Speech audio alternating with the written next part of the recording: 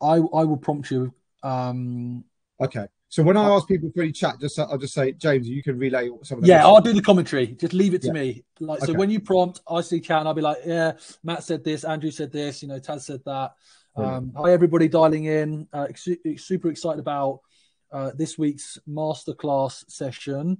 I'm just going to give everybody a minute or so just to dial in, and then we're going to kick off. And then I'm going to introduce Naveen, and he will be able to take this session away. Thanks for being on time. Look at us ramping up. Look at all these names.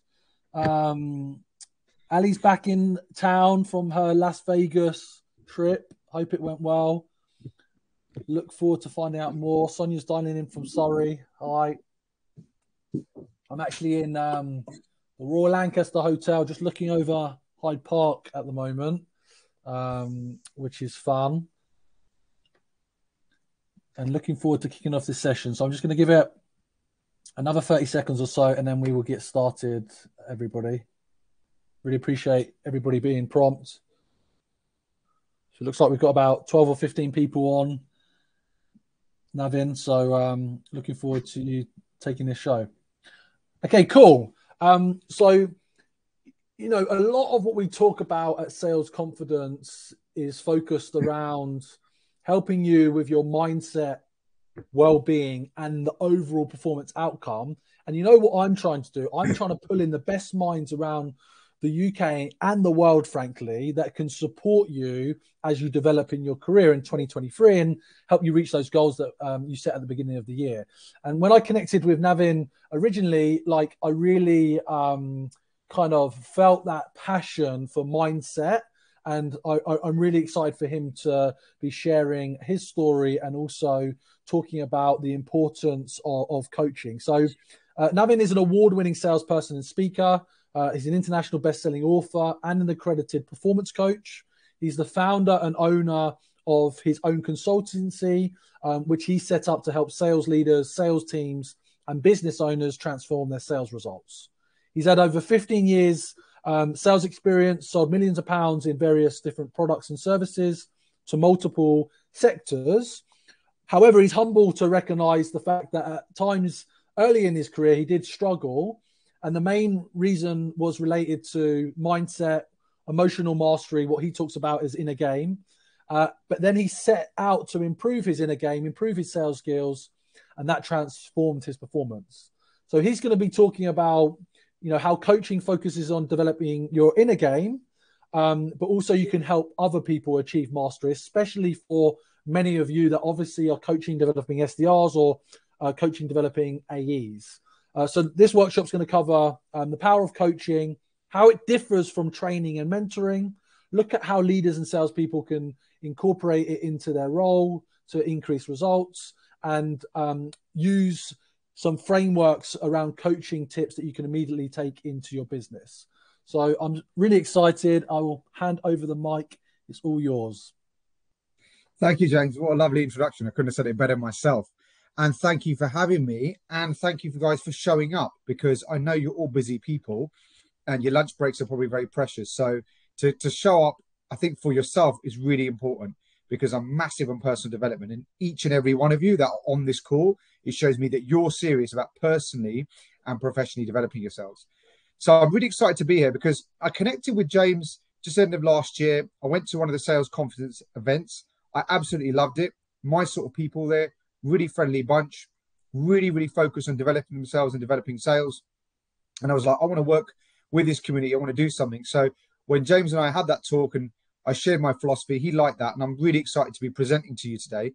Not just because of the community you are, but I'm really passionate about this. I live and breathe this, my business, and especially when it comes to coaching and personal and people development, and especially in the sales arena. I think this is also I think it's quite a misunderstood topic. I think people don't actually really know what true coaching is. I don't think enough of it is being done in organizations at a collective or an individual level. I think there's a big need for it. And I think people are realizing that now, but I think still not quick enough. So I really want to talk about that today. And what I really want to cover is, what is coaching? Okay. Why is it important? And how can you implement it in your teams? I know that quite a few of you here are sales leaders and you're managing teams and managing people. So this is a little bit more geared towards you. But even if you're an individual contributor, this can be really, really powerful, because the ability to self-coach, which I've done to myself a lot actually in my life, is really, really, really powerful and really, really important. So I want to talk about that. I want to talk about a couple of different aspects of coaching as well. So I want to talk a little bit about clean coaching and what that means.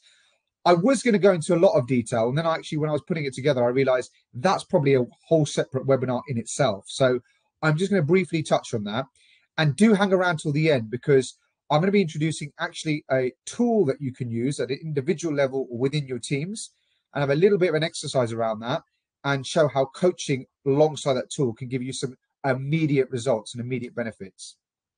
I usually, when I deliver workshops and masterclasses, it's a lot more interactive. So I understand the way this is set up. I'm not really gonna have that opportunity. So it's going to be me talking a lot at you, which isn't my ultimate preference, but it is what it is. But there will be times when I'll be prompting you for maybe some thoughts and maybe some feedback. So, share that in the chat when we do so. And then James will relay that to me, because I can't actually see the chat itself at the moment. But I really hope you get something out of this, because I love teaching, I love training, and I love coaching. So I'm hoping this will give you maybe a bit of a different perspective, something to think about, and maybe a couple of practical things you can use straight away. But before I start, I'll tell you a little bit about myself, and because I think you might want to know, but also it's really very relevant to the whole story and why I coach, and I think it can explain quite a few things. So I'm the founder and owner of Navin Jaitley Coaching Limited, and as James said, I provide sales training and coaching, and I am differentiating, because they are two different things, to sales leaders and sales teams, and even to business owners, because my vision, my passion is to maximize human potential and maximize sales potential. And over the next number of years, I want to make sure that as many people I can help and empower and develop, so that they're realizing their full sales potential, so that organizations are growing, and so that people are growing. So I'm really, really passionate about that. I spent 15 years in sales, in corporate and large business sales myself. I'll tell you a very quick version of my story, because it is important. I came out of university, wasn't really sure what I wanted to do. First couple of years, just took on a couple of jobs, and it was just sort of messing around and playing around. And somebody said that, actually, I think you'd be good at sales, because you really like people, you're really sociable. Why don't you give sales a go? I don't think many people sort of go to university thinking we want to come out and become a salesperson. Very few anyway. And I fell into sales. And to be completely honest with you, I pretty much sucked in those first couple of years. I wasn't performing. I was very inconsistent at best. And I've actually written a whole chapter on this in a book I co-wrote about this story that I'm going to share in a minute as well. And it really used to get me down, because I was ambitious and I did want to do, and anyone, you want to do well in what you do, and I wasn't. And I remember there was this meeting, it all sort of came together when it came to this meeting, where I needed the sale. It was getting to, I really needed the sale. I had a lot of pressure on me. Boss was asking questions, team was asking questions. It was kind of like, I felt like if I don't get this sale in, I could be sacked. And I remember I'd done, quite a bit of work in getting to this point where I'm now going in to meet the CEO. Was of a large business. And so I'd done quite a lot of good work up to that point. I remember sitting in the meeting room, and all I was thinking is, don't mess this up. Don't mess this up. Make sure you impress him. Make sure everything goes well. Even got into the meeting thinking, oh my God, he's a CEO of this big company. Am I really going to be able to win him over, et cetera, et cetera? And literally everything that could have gone wrong in that meeting went wrong, to the point he actually stood at one point and said, can you stop? Because I think you're kind of wasting our time. We're not going to be doing business with you. And if you read the chapter, I actually told a lie, because I wasn't confident enough to ask this question of his, which he straight away picked up, and that made the meeting, obviously just go pear-shaped. And I went away, and I was, really upset. And somebody had told me about a book called The Inner Game of Tennis, which is written by a guy called Tim Galway. If you haven't read it, I really recommend it. And it's based on very much a coaching philosophy. And I picked it up that night, actually, and I started reading it. And I just fell in love with everything it was talking about. And it was talking a lot about inner game and how coaching can improve performance, and how we often get in our own way. And I'm telling you a really quick version of the story, but that really kicked off my journey into personal development into coaching and into what I call inner game. And over the period of the next months and years, I went from underperforming salesperson to eventually award winning. And the guy that would always be on the boat trips, the guy that would be getting on the stage and presenting to the rest of the company on how I got deals through the line, and basically one of the A-star performers. And as I evolved further and further, I actually then took on my passion and started my own business, which when I think 15 years ago, I wouldn't have even dreamed of that. I wouldn't have thought I was capable of doing it. And now I run my own successful training and coaching business. And I tell you that story because it's my personal journey. It's what makes me really passionate about what I do, because I remember that old version of myself. And I really, truly believe that personal development in general, but definitely coaching and inner game coaching even more so, your mindset and your emotional mastery can be massive game changers. And I'm not just talking to people who are struggling. I'm talking to people who are already doing well and want to get to that next level, because I don't think we maximize our potential. So that's a little bit about me and my story. And let me talk about what is coaching firstly. Okay. So the dictionary says it's to tutor, to train, to give hints to, and prime with facts. I actually think that's inaccurate. That's not what true coaching is. That's very much about knowledge being passed down. I think that's more going down the training and consulting path. Coaching in its true form is to develop people by getting them to access their internal resources to find solutions. Basically, it goes on the concept that you've got all your answers within.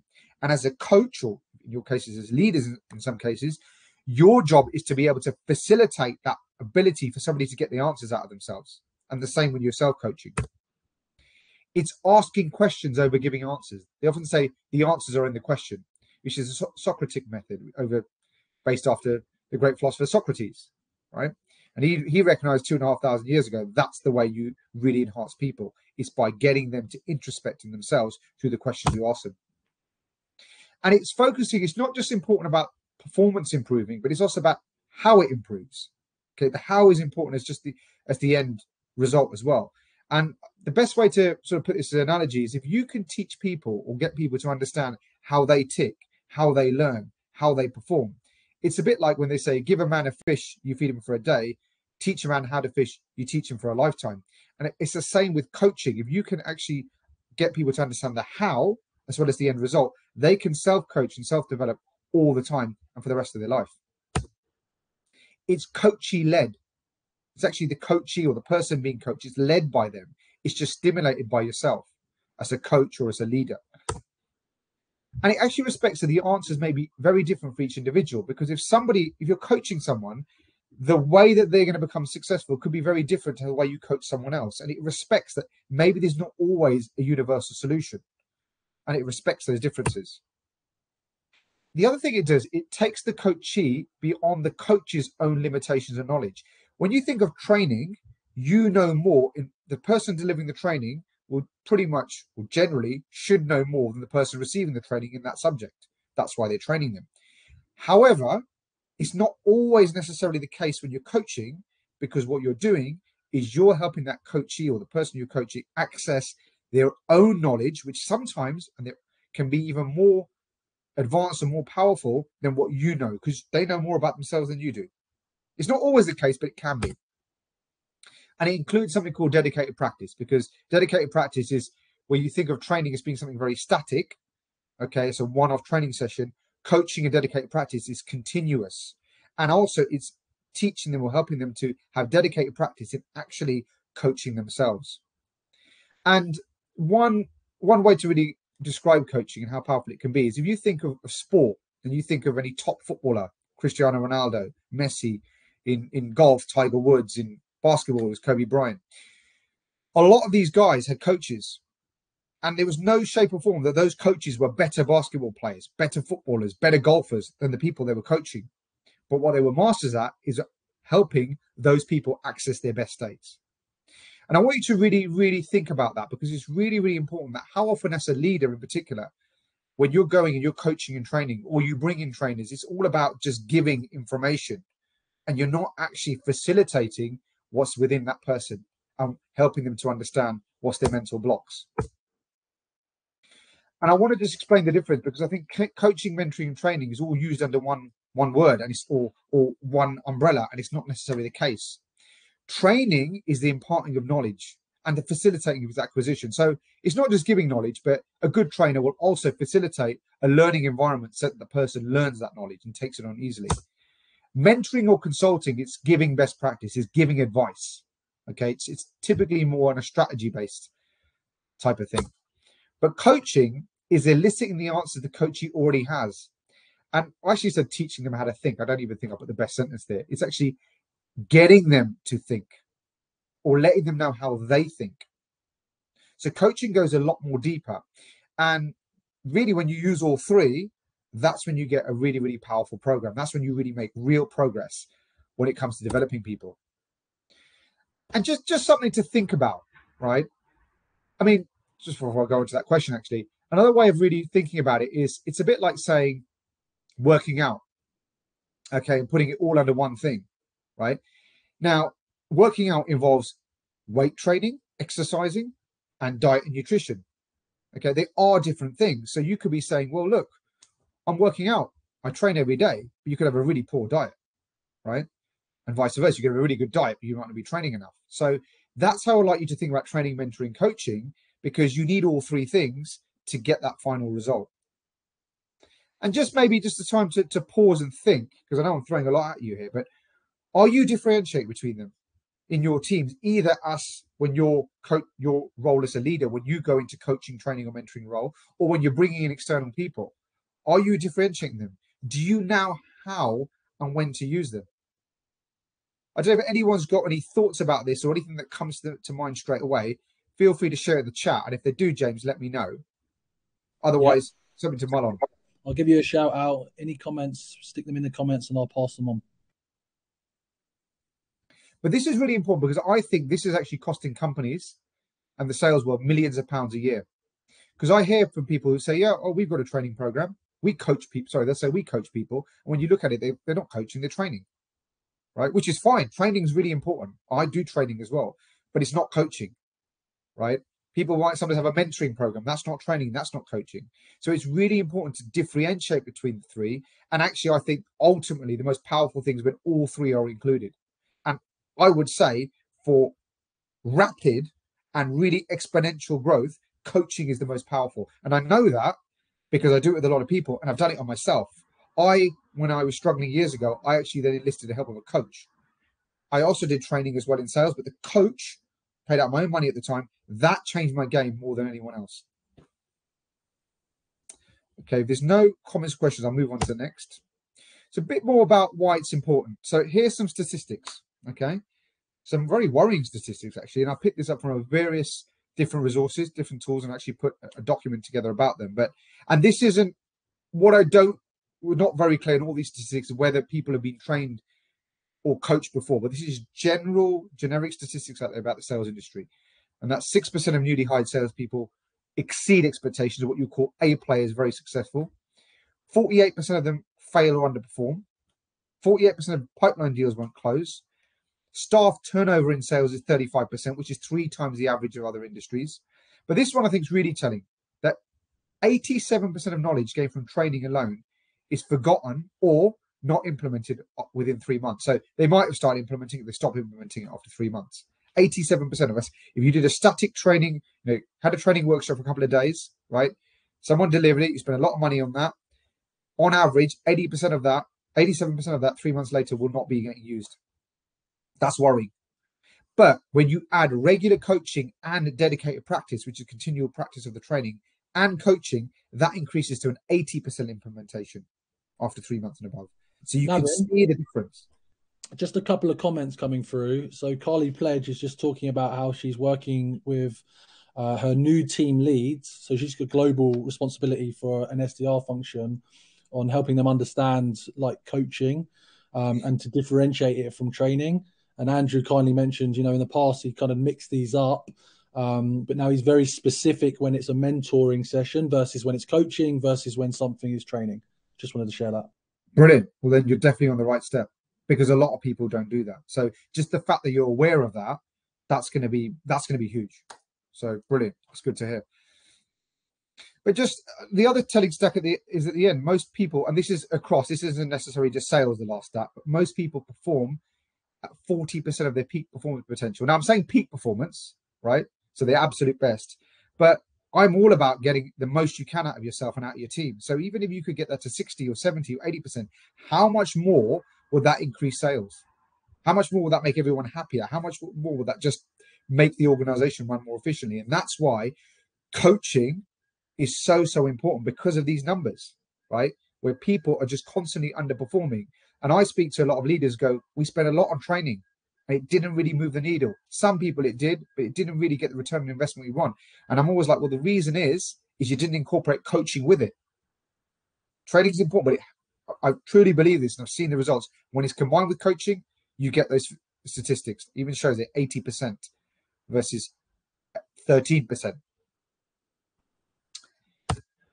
Also, look, it's really there to unlock potential, to maximize performance, right? Because like I said, nothing really will change the needle unless you add coaching to it. It develops the inner game, which is the mentality of people, and it's their emotions. And it focuses on potential rather than just performance. What I found is that when people understand how they're getting in their own way, where their blind spots are, where their blockages are, when you help them understand that, right, then everything they learn and the skills they learn in training actually start becoming really powerful. It's a bit like, if I had to give an example, it's a bit like teaching someone a concept like feel, felt, found. Most people would know what the concept of feel, felt, found is in training, okay? And say to your people that on your call, you know, when somebody gives you an objection, when you cold calling, use feel, felt, found, right? And it is a very powerful tool. I remember as a young salesperson, I found it really powerful. However, if while they're using that tool, they're on the phone and they're thinking, oh my God, I'm disturbing this person. I think they're not going to buy from me. I think they're going to hang out. Oh, I think I said that wrong. I think I didn't deliver that properly. And they've got all this mental clutter in them, then that feel, felt, found is not going to be very powerful.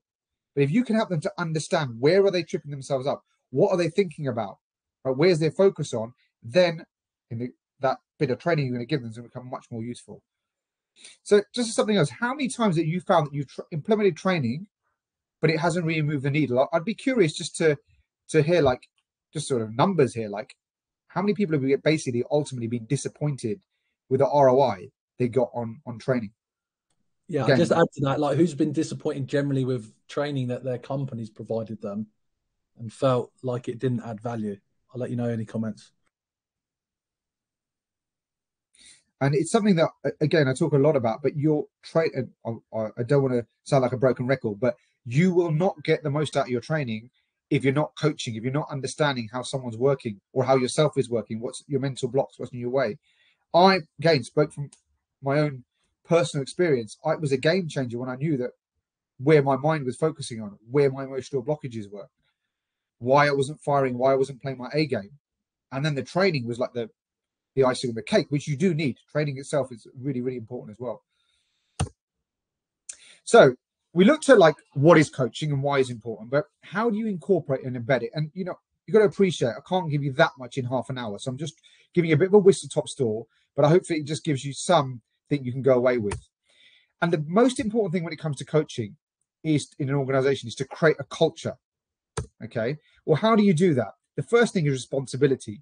At an individual and collective level, everybody's got to understand the importance of coaching, and everybody's got to take a responsibility that they're going to be doing their bit to create a culture around that and do their bit when it comes to coaching. It's about encouraging and rewarding curiosity, self-learning, and self-reflection, because ultimately what pure coaching is, it's actually getting people to self-reflect and self-learn. A bit about what I talked about earlier. All the resources are within, and it's encouraging that. It's peer-to-peer coaching. Sometimes it's not always about bringing in a coach or your manager doing it for you. Sometimes it's you yourself can go around to people on your own level, and when somebody's got a problem, you sit down with them, and when you've learned coaching questions and learned coaching methodology, you can start peer-to-peer coaching, which can be sometimes really, really powerful because it's on the job, it's on the moment, and it can make a massive difference. The other thing when it comes to coaching, where people sometimes get wrong, it's you've got to make it about the coachee. It's coachee-led. It's not about you. And how many times have you been coached by someone, or have you been coaching someone, and now if you think about it, it was more about your agenda and what you thought was best for them?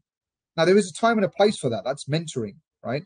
but often it's really the person themselves knows ultimately what's best for themselves. So you've got to, and what they need. So you've got to facilitate that. And that comes down to the approach, the tools, and the questions you ask them. But it's coachee led. You set dedicated time. I know an organization I'm working with that now they've actually built in that every single morning they take 10 minutes, each of their sales rep, where they go and actually take dedicated time and ask themselves a set of coaching questions every single morning. And that itself has been a game changer. So you build it into the workload. Things like psychometric testing can help, because the reason why they help is they really help people to understand themselves better and how they tick. And that's a very much a coaching methodology and a coaching approach. Obviously, getting an external coach massively helps, but it's really powerful when you use it in conjunction with training. So creating a culture is having a training culture and having a coaching culture and combining the two. Again, just something to think about maybe here. What's stopping you or has stopped you from developing a coaching culture? Is it because of a lack of knowledge? Is it because you didn't really think it was important enough? Is it because you weren't getting buy-in? Whatever it is, think about that, write it down. And I highly, highly, highly recommend do something about it. Because at an individual level and a collective level, it will be a game changer. So I'm going to quickly mention there's a concept or part of coaching, which is called clean coaching. And like I said, because of time, I'm not going to go into a lot of detail here, but I just wanted to introduce it to you so you get an idea of what exactly it is. So it helps coaches make changes through insider perspective themselves and the world around them. It's a bit like what I mentioned before. It's all about helping them to get inside themselves. And it's clean because it takes the coaches, and when I'm saying coaches, it could be a coach or it could even be a leader if you're coaching someone. Your own biased thoughts are stripped away through the language you used. And it's honoring that person you're coaching, their own insights. So you're not polluting the conversation with something that you might say. It uses the coach's answers in order to create the next questions. And it's picking up on what the coachee or the person you're coaching is picking up their language and just as importantly, the metaphors that they use and basis questions on the back of that. It's the best way to maximize performance over the long term. So I'll give you an example of that, of clean coaching. Let's just say, for example, you're sitting down with someone, the topic is cold calling, right? Often what somebody might do is start the conversation with like, okay, James, why do you think you're struggling with cold calling? Now, there's nothing wrong with that, by the way, but I'm saying if you're just taking a purely coaching approach, that's not a great question. Because number one, you've already started adding your own bias. You already start talking about the struggle. They're now thinking about why are they struggling. Their whole conversation has gone down that route. Well, maybe they might have wanted to talk about something else. But let's just say the conversation's evolved a bit, right? And they're talking about why they struggle with cold calling. And they say something like, well, when I'm cold calling, it sometimes feels like I'm sinking in quicksand, right? Now, that's a really, really important metaphor because we, as humans, we think a lot in pictures. We think a lot more in pictures than we even do in words. That's even been scientifically proven, right? The other thing is those pictures, and often our metaphors we use is actually what's going on underneath, what's going on, what we call our unconscious or subconscious, less so on our conscious brains. And that's where you really get down to the problem people are having. So next time, if somebody said that in this example, what often people will do is go, okay, well, what can you do about that? But pick up on that language. Okay, a good clean coaching question would be, how does it feel when you're sinking in quicksand? You're taking that metaphor they said and you're using it. Now, it might sound a bit strange, and it will get that person to think about it, and they will open up on that. And they might say, well, actually, what it is, I feel really nervous. I feel like the person's going to hang up on the phone. I feel that afterwards, everyone's going to be looking at me in the room like I've done something wrong. But because you're not adding your own bias and you're taking what they're saying, in particular their metaphors, and you're asking questions based on that, you're going to get a lot more in terms of understanding what's going on underneath. If you think of the iceberg, what's going on underneath the iceberg, and you can affect change a lot more. And then you can have the skills that they need to improve. And just, again, something to think about, maybe add to the chat, that how often are you guys, if you're coaching, adding bias to a conversation? Even if you're coaching a colleague, if you're coaching someone in your team, or if you've been coached, I mean, it's going maybe something you won't be able to think of the spot, but if you can, do let us know. But I'm sure if you really think about it, you'll probably pick up so many times a coaching conversation with what I call contaminated or polluted. Any thoughts there, or any examples there? There's just a slight delay on the comments coming through, I think, on our recording. Sonia was just talking about, that there being a clear distinction in terms of when she's offering her SDR coaching services, that she can do training, coaching, and mentoring. But, it's very clear when she's mentoring that this is a mentor conversation. She's giving advice and guidance. And Andrew was just mentioning about how, he's had a lot of training, but not necessarily had coaching from the organization. And I think, what you're bringing to the table here in terms of creating a space where you're holding time to be the coach, it's almost like you've got to think about what hats you're wearing in that moment. And this is quite important because we have weekly circles. So we'll be discussing this session tomorrow or in some of those sessions. And often, even though like you've got all the answers because you've been through it all before, it feels to me, what you're talking about is get them to bring that out within themselves rather than feeding them. So that was just something to add. 100%. It's really well put, James. That's exactly what it is getting them to bring it out themselves. And also, just to sort of add to that as well, it's getting them to understand how they're thinking and how they're getting in their own way, because that's something that's very, very unique to each individual person, right? And sometimes that could be the difference between them actually performing and not performing because of something that the way their mind is thinking, the way that they're going through things is stopping them from imparting. And I've had people tearing their hair up before. I've had leaders say, we taught some of our guys this, we train them in this stuff and they don't use it. And you're thinking, well, you look back and you say, well, is it because they don't care? No, they do care. They want to do well. They want to make money. They want to do well in their job. And there's obviously some sort of thing that is internally blocking them, which is not letting them take on that knowledge, not because they don't intellectually understand it, but because for some reason they don't want to use it. I remember a guy that I once coached years ago that basically, this is even before I started my business, and I was doing a bit on the side, and I coached a guy who wasn't asking really tough questions when he got to senior level people, even though he'd been trained in it. And when we uncovered it, it was actually because of his cultural upbringing. He came from a culture where you do not question or challenge people in senior positions or people who are older than you. And even though he didn't realize that, after we went through the coaching session, he realized that was what was holding him back, because he go that every time I have to ask that question is a bit difficult. Something in me doesn't want to ask, even though I've been trained. It's a really powerful question.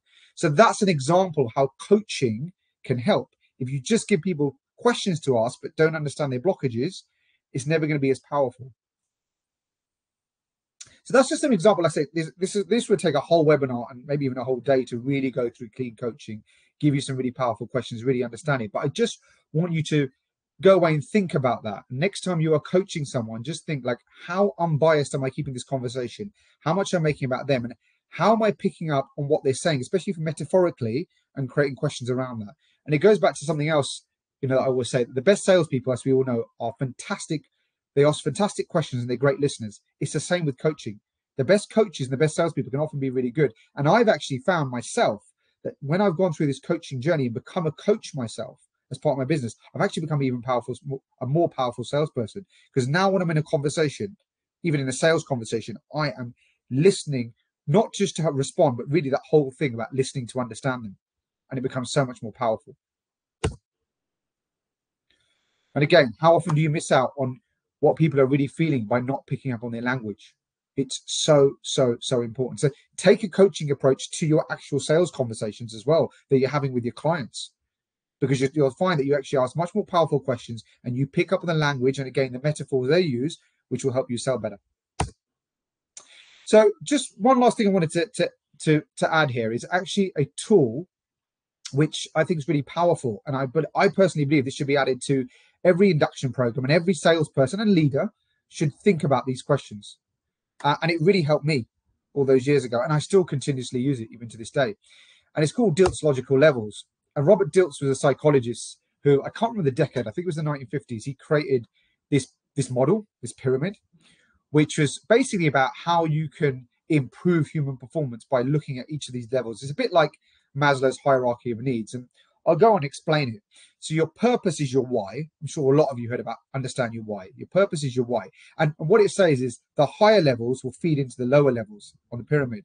And the more you can get in touch, especially with those higher levels, the more the lower levels will look after themselves. So your purpose is your why. Your identity is who. Who do you believe you are? Your beliefs and values are what? What are your beliefs? What are your values? Your capabilities, again, is around your skills. So what are your capabilities and what are your skills, or you believe your capabilities and skills? Your behavior is how are you showing up? And your environment is typically, that's external to you, is your external environment. And one of the reasons I told you the story about myself at the beginning of this was because it's now relevant now. So when I was struggling as a salesperson, if you had done this on me at the time and asked me what was my purpose, I'm talking about in my role now, I would have said it's just to keep my job. That's what I was working towards. Just don't get sacked, keep my job. My identity was I was a salesperson. I'm a salesperson working for XYZ company. My beliefs at the time were that probably not very good, or at best I'm an average salesperson, and I was valuing security, the security of keeping your job, the security of not being reprimanded, the security of not messing up. My capabilities, because I wasn't really believing in myself, I wasn't really then going out and throwing myself into training and development. And probably they were average, probably better than I thought they were, but they were average at best. My behavior, how I was showing up at the time, was nervous, meek, defensive, not proactive, probably more pessimistic than optimistic. So not great behaviors. And my environment at the time, well, I thought sales was quite hostile. I thought it was quite dog eat dog. And I thought, I didn't really think it was a very nice, safe environment. And that fast forward that 18 months, a couple of years when I started performing, and it would have been different.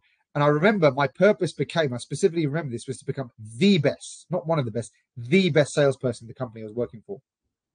And I even changed my identity. I started seeing myself as my own CEO, my own little business, which I think actually helped me evolve to become a business owner myself. But I didn't see myself as a salesperson anymore. I started seeing myself as a CEO within my own business.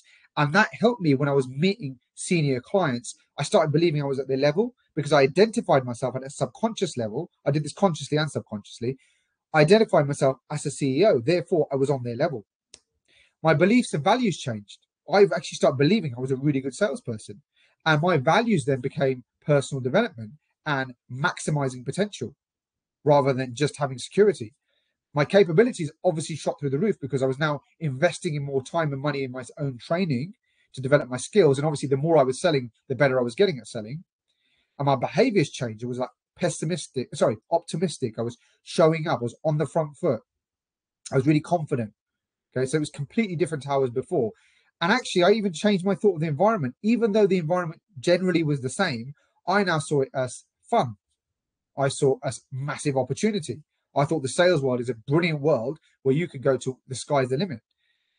So this tool is really important. Like I said, I used it myself, and I use it a lot on my teams. And I'm doing a quick version of, we usually spend virtually half a day on this. But it's really, really useful to look at this, and it can become really powerful because you can understand like where you are now, where you perceive, most important, where you perceive yourself to be now, and where you want to go and where you want to be. And you can see where that disconnect is. And this is when you can add coaching questions to DILT to understand where you are and where you want to go. So, what is your ultimate purpose in your sales career? Ask yourself that. And if you're a leader, maybe ask that of your team at an individual, collective level. How do they identify themselves? How are they thinking? Or who do they think they are? And how would you ideally like to identify yourself? What are your beliefs about sales and salespeople? And this is something that'd be really surprising because I didn't really think this would be happening, but you'll actually be surprised at how many people work in the sales industry and actually haven't got ultimate beliefs about sales and salespeople, or have some negative or some wrong beliefs about them. One guy believed that sales is about manipulating people. He actually believed that. He was in a sales role. That's not a really powerful belief. That's not going to get you very far. So questioning your beliefs around that's really important. And what are your personal values? Like your personal values, I always believe, should be in congruence to the way you sell, or as much as possible. If you are selling in a way that you value and that they're attached to what you personally value and drive, that's going to really help you with your selling. So understanding that's really important. What are your key capability skills? What are you really good at, and how would you like to develop them? And like, what behaviors? How are you showing up? What behaviors are you exhibiting? And then describing the environment you work in. So these are some questions you can use to latch onto DILT, to understand yourself better, to understand your teams better, and then work out where you want to get to and see the disconnect. And I really, truly believe that tools like this should be used before anything else, so that you know where people are at. You know what? I'm going to give, like, just literally right now, just spend a couple of minutes going through those questions. If anything really pops out to you, I'd love you to share in the comments something that maybe you didn't realize, something that you did realize, or just you want to share anything based on those DILT's logical levels and some of those coaching questions about yourself. So just give it like sorry, Naveen, I'm over talking you. Let's get those comments going in the chat to see what are triggering in our minds. You know, what each of us thinking. You know, one of the slight challenges of Circle is, you know, we're not in a live kind of Zoom call, but you're sitting there thinking, it's all triggering thoughts, and this is the best way to share. And there's some great prompts here. It is funny, isn't it, that perception of sales, even though you've had a successful sales career, how you then perceive sales or other salespeople, you know, and I think that's something that with sales confidence, you know, I've wanted to shake that perception that it's not all about, you know, what you've got swinging, ego, and you know, manipulation, and that sometimes you can carry these negative frameworks. You don't even realize it unconsciously. It's impacting how you show up and what game you bring. 100%, James. I like the way you said about unconsciously, because a lot of these, and the great thing about DILT and tools like this is it breaks the unconscious conscious. So, you know, I was speaking to one person who goes, well, who was a salesperson themselves, and they were like, I don't trust other salespeople. Usually when someone calls me up, I don't engage in it. Now, I'm not saying that you have to go and engage in every single conversation, but just think about it. If that's your thoughts about salespeople, that you don't trust them, and you're a salesperson yourself, what do you think when you're selling to people? Well, obviously you're going to be okay with them not trusting you at a subconscious level, because you don't trust others, right? So that's like how a negative view about salespeople can actually affect the way you sell. Or if you're identifying yourself as lower than people you're going out to sell, and you're sitting in front of C-level execs, but at a subconscious level, when you really truthfully ask yourself, and you just think you're a little old salesperson, right? Then how are you going to be on their level? I'm not saying you have to walk around like I did and think you start thinking you're a CEO in your own business, but if there's a massive disconnect, that's going to affect performance. And again, you can then teach anyone all the training skills you can and how to ask brilliant questions and what they need to say. But if that's internally what they think about themselves, they're never going to show up powerfully when they're sitting in front of that C-level exec. 100%. I mean, also, you know, just thinking right now, you know, while you're sitting in your chair, like, what is the perception of where you fit into your current sales organization? You know, do you genuinely see yourself as a top performer, or do you see yourself running the mill?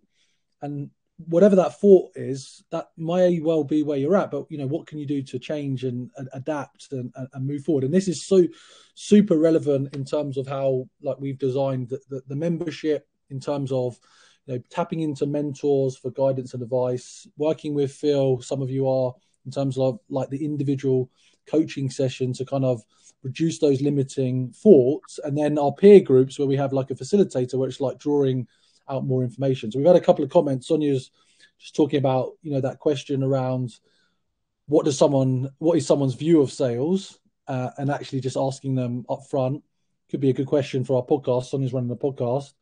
Carly's just mentioned, you know, understanding what your ultimate purpose is can be a tough one. She kind of fell into sales, discovered she was pretty good, then saw it as a calling in terms of like leading and motivating others.